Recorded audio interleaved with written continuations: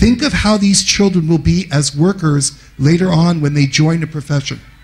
And I also hope you saw, as our speaker said, do they look afraid to you? Is anybody afraid? There's no fear. They will do anything because they know they are in a safe room where anything can happen. And by the way, one more thing to think about. In the play, do you see me? No. I'm not directing them. I stand in the back corner of the room and I don't do anything. It is their play. And that's a very important part of our classroom. Today I am asked to speak to you, but in my classroom, I do not speak very much at all. The children run the classroom. They own that room. And that's why they're so good at what they do. They are not performing for me. And by the way, they don't even care about the audience. They are performing for themselves.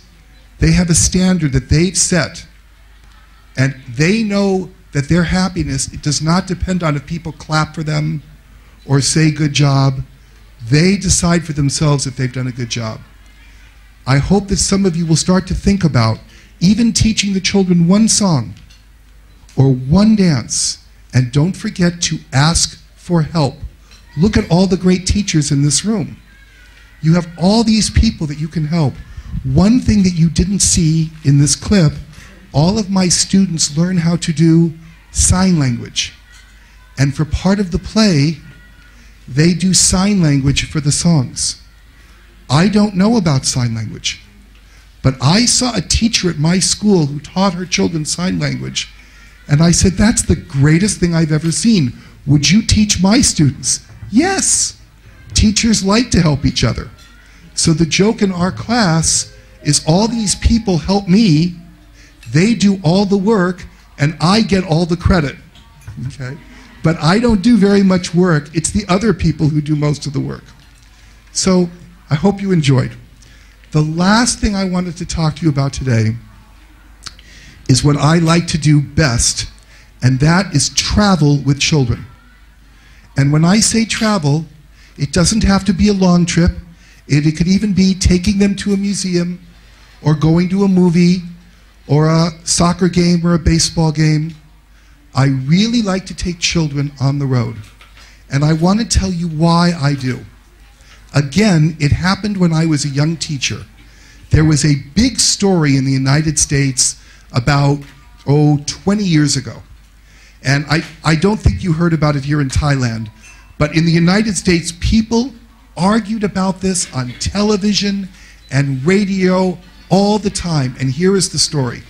Have any of you ever heard of the film Schindler's List? Schindler's List is an award-winning film by Steven Spielberg about World War II and the Holocaust, the extermination of the Jewish people. And one day, there was a big story in the United States because a group of about 80 high school students. Who teaches high school here? Secondary school? Secondary? A group of about 80 high school students were thrown out of a theater because they were watching Schindler's List, and they started laughing when people were being killed. They were laughing as people were being killed, and people were so upset that they threw them out of the theater. And everybody got on the radio and television saying, these kids are horrible. These kids are terrible. How could you laugh at the murder of people? How could that be? But I read the story closer. It was not the students' fault. Were the students rude? Yes, they were very rude. Were they ignorant? Yes, they were very ignorant. Do you know who was to blame? Their teachers. If you read more, here's what the real story was. These children, and I don't care if they were 16 years old, they are still children. They had never studied World War II. They had never studied the Holocaust. No study. Their teachers just said, we're going to take you to a good movie. Then their plan, after the movie, they were taking the students ice skating. What kind of day is that? The afternoon learning about the extermination of millions of people and ice skating? Does that make sense to anybody here? Not to me. And I thought to myself, this was a missed opportunity for so many reasons.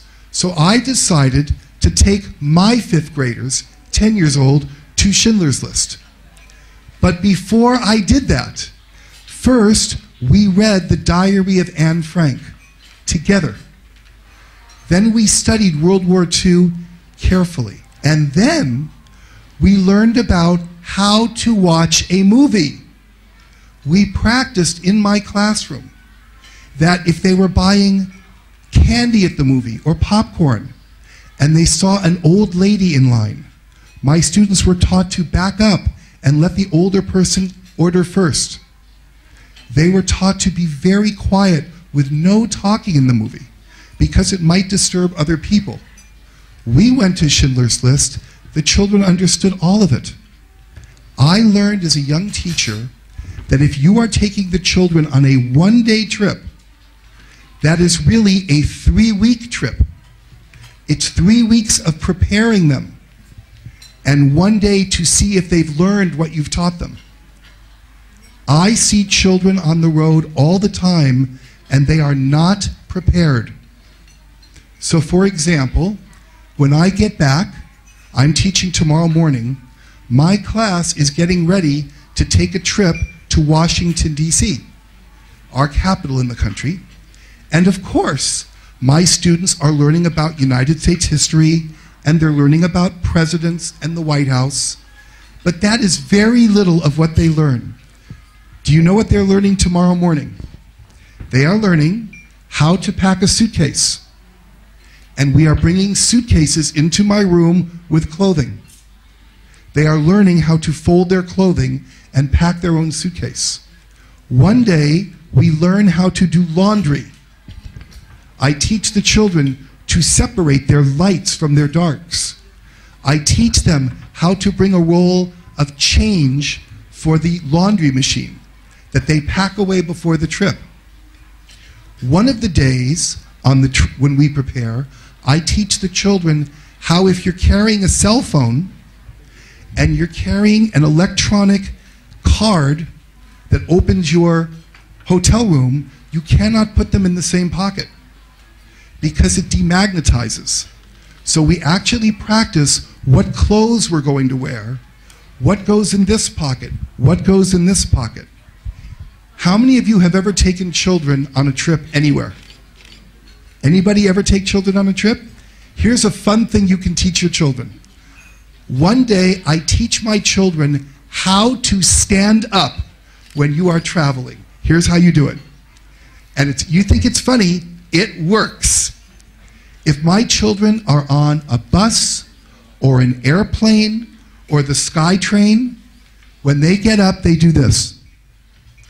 They are sitting here, time to go, stand, take a step, turn around and look, and then go on. They never lose a camera. They never lose a wallet.